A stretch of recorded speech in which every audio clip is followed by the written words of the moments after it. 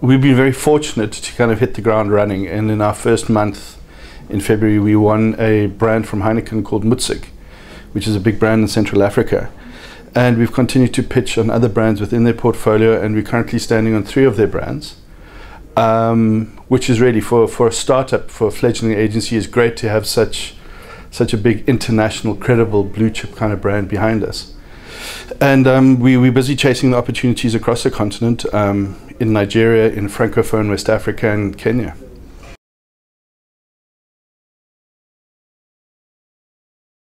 Africa has got so much of its own creativity and really, really talented people. So we like to do work both in South Africa as well as in markets. Because at the end of the day, you can't beat local information, local insights when it comes to creative work.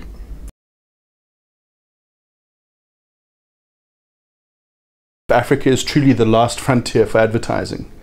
We are seeing a lot more interest in there over the past few years. Suddenly there's really just been an influx of money and an influx of big agencies who, before the meltdown in the first world, weren't interested in Africa. Africa was too dangerous.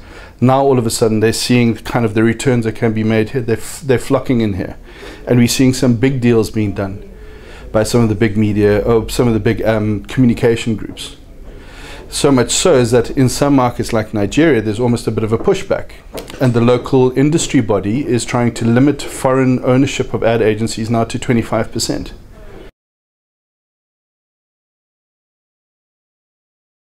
Mobile has changed the face of the continent, from e-commerce such as M-Pesa in Kenya, which I think is now up to about 12% of their GDP, goes via M-Pesa, the mobile money payment, which is insane, to the way that advertisers have to communicate. I think there's something like 50 million Africans accessing Facebook. That's huge. I think out of a total of about 167. So you could almost say 30% of Africa is on Facebook. And then you've got the other more localized social networks, To Go, Ischemi, that people are linking in on. So from an advertising point of view, it's different. We no longer can just rely on TV or radio to speak to them, and yes, that's still very important. But now we have to be cleverer with the way that we use social media. We seem to be sitting on our laurels here.